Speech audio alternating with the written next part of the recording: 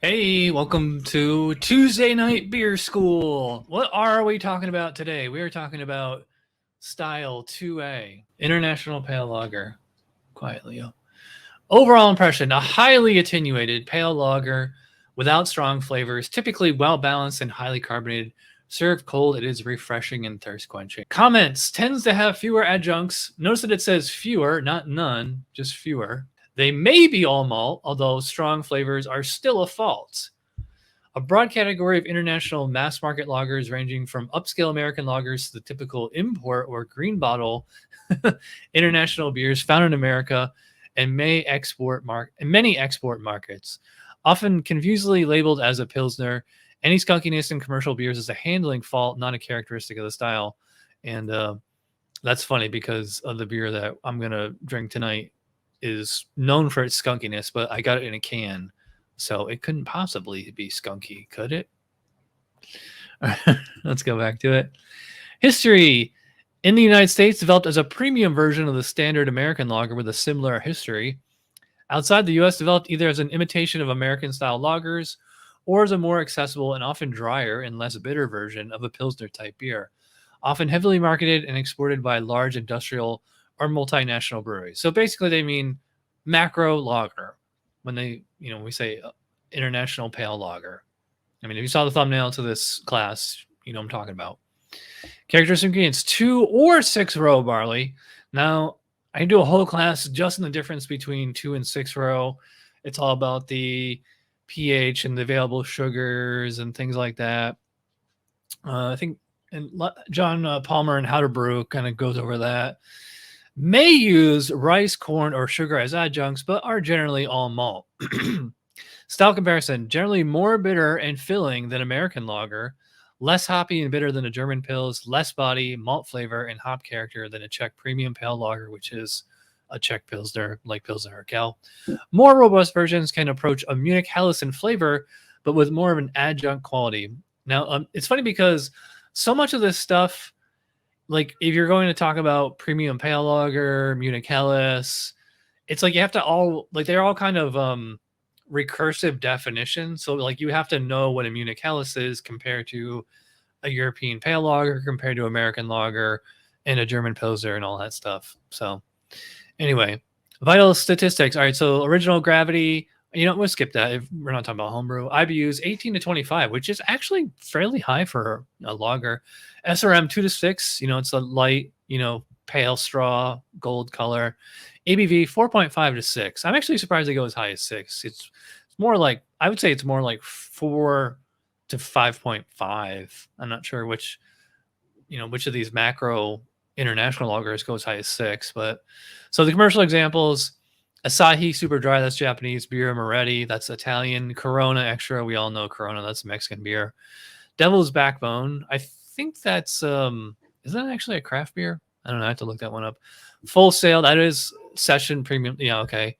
I don't know why they would use that as a commercial example. Heineken, Red Stripe, Singa. So we are drinking Heineken.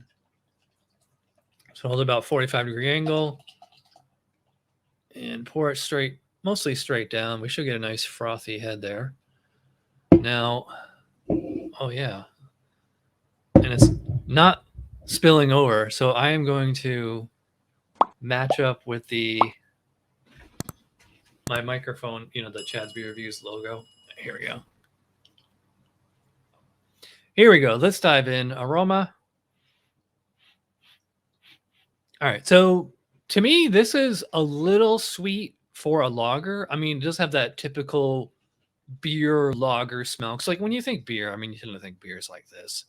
And they do have there's like a similar aroma across like basically all pale lagers like this. Doesn't matter the specific style, but I mean, so you got a lot of barley in there. And Heineken, as far as I know, is all malt. Yep. See, it says premium malt lager. And when they say premium, I guess that means that they use, they don't use the cut rate barley. They're using the good stuff. So they say. So, yeah. So I am just smelling. Actually, if you saw my video with the beer potato chips from Aldi, kind of smells like that. I mean, just straight up barley. I know what rice smells like. I know what corn smells like. I'm not getting that in here. There's like a light sweetness to it. I'd call it, you know, akin to like almost like honey, but not like that rich and sugary.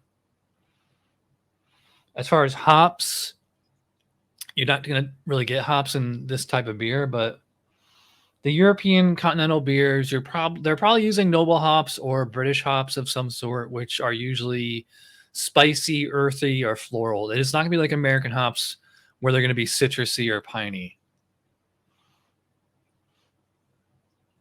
Yeah, it's hard for me to like pick out actual individual hops here other than just a vague, maybe like a floral hop or a real faint spicy hop. But again, the intensity is very low, and according to the specs, I'm pretty sure that's how it's supposed to be. So, you know what? Let's go back to them. All right. So aroma, low to medium low, grainy malty or slightly corny sweet malt aroma. Very low to medium spicy floral or herbal hop aroma, clean fermentation profile. Yeah. So this beer, it just smells like, you know, straight up clean barley that hasn't really been toasted. It's funny. Actually, now it's warming up, I am getting like a slight kind of fruity character on there or something. But, you know, like I said, there is kind of a sweetness or something, like almost like honey or something. But, yeah, so how to score this? Well, I mean, it's right there. It says very low to medium spicy floral herbal hop aroma. Yeah, I said very low. And it says low to medium low grainy malt. Yeah, I would probably call it medium low. You know, it's not a German Pilsner or a Czech Pilsner for that matter. So, I mean, yeah, it is, it's right on there. I mean, remember when you're scoring beer, you're not scoring it to your personal preference. You're scoring it to how much, you know, how well it represents the style guidelines. So for aroma on here, I think it's spot on. I'm going to go 10. I could go anywhere from like 9 to 11, I think. All right, appearance. Well, this is easy. You guys can see it as well as I can. It looks a little darker on camera. I would probably call that like a straight up yellow gold, maybe like a white gold. And, you know, you saw when I poured it, it had plenty of foam on there.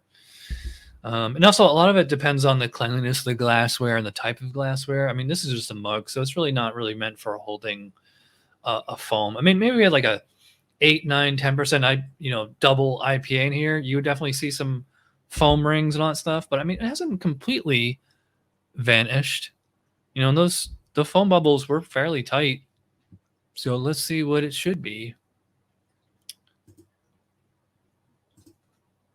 Appearance, pale straw to gold color, white frothy head, may not be long lasting, very clear. Well, I mean, I would consider that very clear. I mean, there's a whole scale of clarity. It can be like, you know, cloudy, mostly clear. It's kind of like weather, you know, cloudy, mostly clear, clear, brilliant, sparkling. Well, sparkling is more like the carbonation, but yeah, I mean, that's right on for the style. So I'm going to give that the full 3 out of 3 on appearance. No reason not to, right?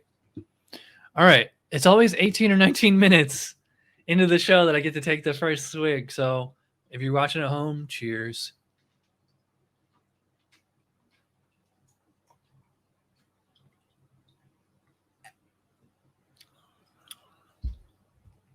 Well, I would call it overall, it's a fairly mild palate. Not even fairly. It's a mild palate. It is not, you know, an IPA or even a pale ale that's like, you know, bursting with flavor. It's like I said with the aroma, just, you know, that clean grainy malt, just like the faintest toast or baking character, you know, just it's the malt plus water.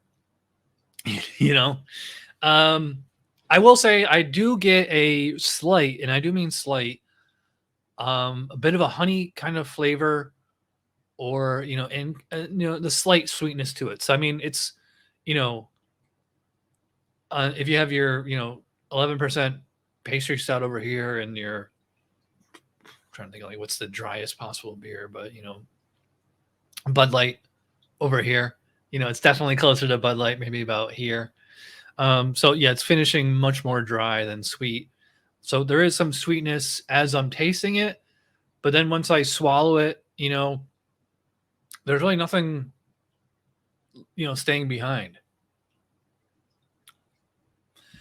If I really dig deep down in there, I do think I get some kind of a fruity flavor that could actually be acetaldehyde, like a green apple, or maybe even diacetyl.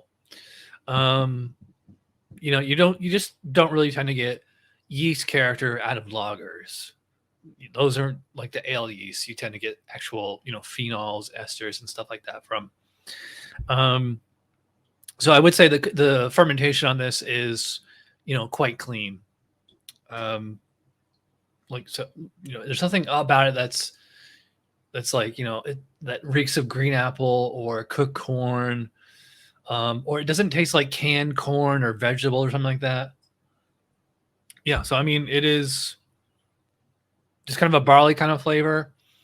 As far as hops and bitterness, you know, very, very low. Like I said, with the aroma, it's just like the faintest, maybe a floral or a spicy kind of hop flavor and bitterness.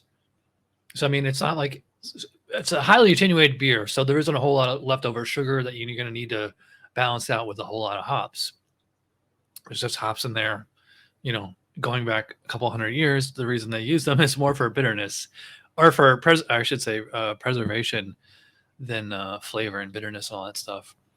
You know, I will say this is not, you know, it's not repulsive. I mean, so I know so many craft beer snobs that just, they couldn't even like stomach this type of beer anymore. But like, actually, once you go through the, you know, when you study to become a beer judge, you learn to appreciate what goes into the brewing, and you learn to appreciate beers like this. I even like PBR, but that's a subject for another sermon. All right, let's get back to our style guidelines. What should a pale lager taste like? Low to moderate levels of grainy malt flavor. Yeah, I agree. Medium low to medium bitterness. Yeah, I would say this one is more low than medium low, but all right. With a crisp, dry, well-attenuated finish. That's exactly what I said. The grain character can be somewhat neutral or show a light, bready, crackery quality. Moderate, corny, or malty sweetness optional. Well, there's no corn in this beer, and there's no DMS as far as I can tell. Medium, floral, spicy, or herbal hop flavor optional. I'm actually surprised it says medium option. It should say medium to low. So I guess it's either medium or nothing. All right. Balance may vary from slightly malty to slightly bitter, but it's usually relatively close to even. I mean, I wouldn't call it bitter. Neutral aftertaste with light malt and sometimes hop flavors. I'm not going to be quite as generous on the flavor. I mean, even though this is one of the commercial examples of the style, I'm going to go, I could go 14 or 15, maybe 16 tops. All right. So mouthfeel, pretty light bodied. Yeah. Light, probably not as paper thin as like Bud Light or something like that, but definitely on the lighter end. And you know, fairly highly carbonated. Not quite champagne carbonation, so I'd probably like light body, moderately high carbonation. Like I said, pretty clean aftertaste. I will say it is quite refreshing. To me, it's quite quaffable. I mean, you see, I'm just sucking this, the 16-ounce can right down. So, you know, high drinkability, you know, quite refreshing. It doesn't say on the can, but I saw it on Untapped, and they said it was 4.3%. Light to medium body. Yeah, I'd say light. Moderately high to highly carbonated. Yeah, I said moderately high. Kind of a slight carbonic bite on the tongue. And by carbonic bite, they mean like it's so carbonated that it actually kind of like bites your tongue and it implies a little bit of bitterness on there.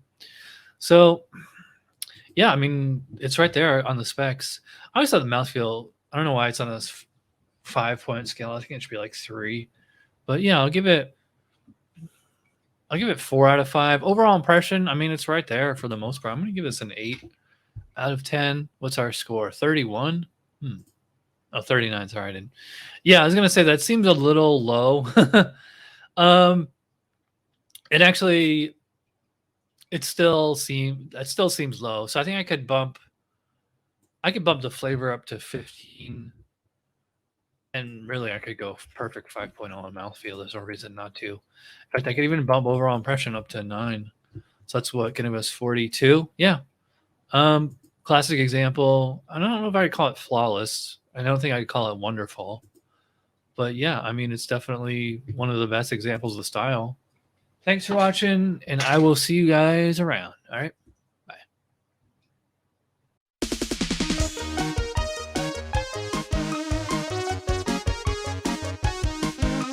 Somebody brewed it. Chad just reviewed it. Thanks for watching Chad's Beer Review. Trust me, the next episode will be a lot better.